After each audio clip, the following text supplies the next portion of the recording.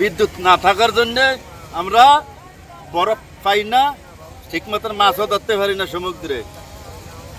আমরা দক্ষিণ বাংলার মানুষ, বারবার কারেন্ট পাচ্ছি না, বারবার কারেন্ট চলে যাইতেছে। আমরা সরকারের কাছে আকুল আবেদন জানাচ্ছি যাতে দক্ষিণ বাংলায় আমার কারেন্টটা যেন ঠিক মতো দেয়। আমরা সাধারণ ছেলেরা দেখেন হাজার হাজার ভোট ঘাটে বসে রয়েছে, বরফের বাগরে আমরা সাগর যাইতে পারতেছি না। সাগরে যাই আমরা মাছ ধরবো, বরফের কারণে আমরা যাইতে পারতেছি না। আমাদের কারণের ডিস্টার্বে আমরা ঠিক মতন বরফ পাইতেছি না, আমরা সাগরও যাইতে পারি না।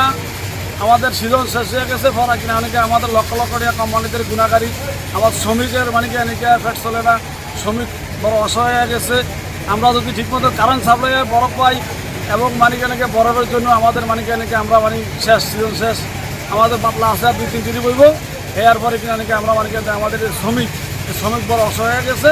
আমরা ঠিকমতো সরকারের কাছে আবেদন জানাই, তার গিয়ার কাছে, যেমন আমাদের মানে কি কারেন্ট মানে 24 ঘন্টা কারেন্টটা যেমন মানে কি আমাদের মানে কি চালু থাকে। ময়ূর আগে যেরকম বিদ্যুৎ দিতে, এখন বিদ্যুৎ এরকম দেয় না। বিদ্যুতের কারণে বরফ ওইটা আছে না, আমরা বরফের কারণে সাগরও যাইতে পারি না। আমরা আছি খুব অসহায়, খুব কষ্টে আছি, সাগরও যাইতে পারি না। কয়লা ভিত্তিক তাপবিদ্যুৎ কেন্দ্র থেকে প্রতিনিয়ত কলাপাড়া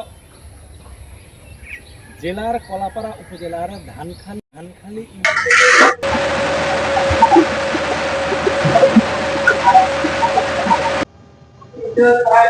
ওই